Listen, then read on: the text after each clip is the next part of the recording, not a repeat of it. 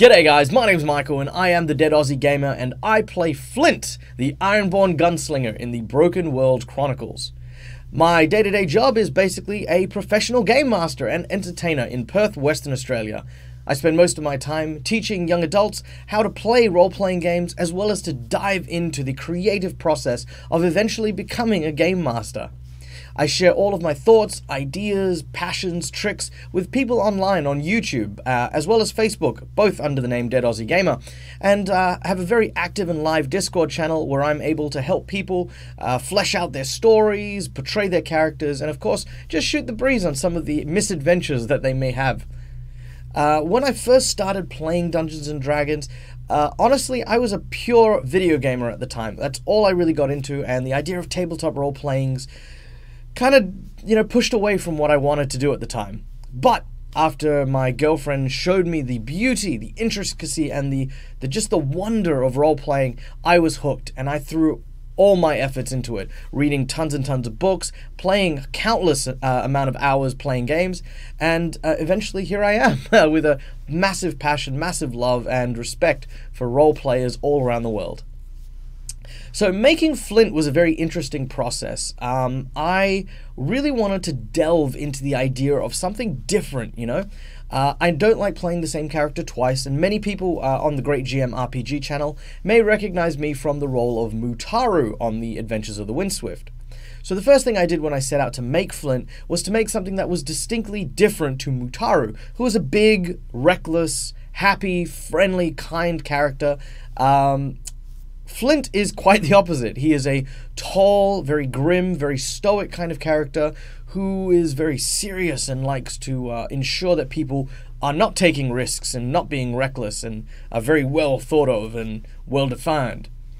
Flint is a warforged, which we reskinned into the Ironborne. A tall, rather broad-shouldered species with very defined features, and of course, being an Ironborne means that he needs to have ties with someone who created them. For us, we made the Ironborne creators the gnomes, and that's where his story first begins. His appearance is that of a very stereotypical Western cowboy with a brown duster, scarf over his neck, and signature cowboy hat. A lot of people asked us about this, where did the whole cowboy thing come in? And honestly, when Guy brought up the idea of the Broken World Chronicles, the first thing I did was think, where can I go with this? How wild could I be? And there is no wilder than the Wild Wild West. So I threw together this idea of this person who worked on a ranch, who uses a flintlock musket, which in turn inspired his name. And lo and behold, we have the very stoic and stern character Flint.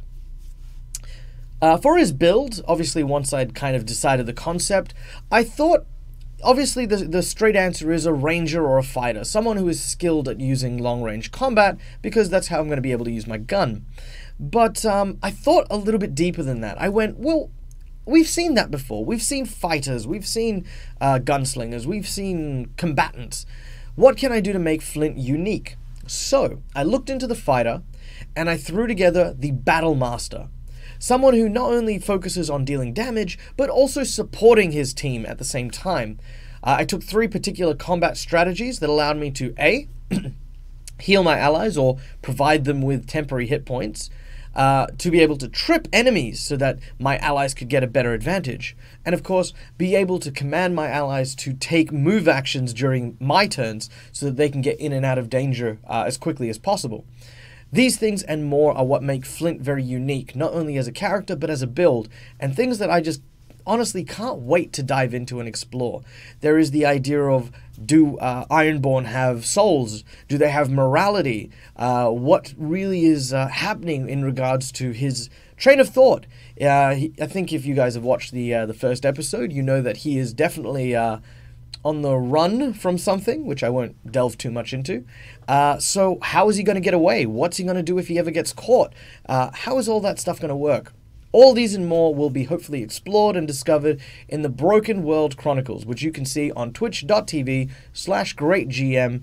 You can watch us live at 6 p.m. PST, or of course, if you can't make the time, go and check it out on YouTube. We separate them into 1-hour blocks, which, is a hell of a lot of fun. So, till next time, guys. We'll catch you later.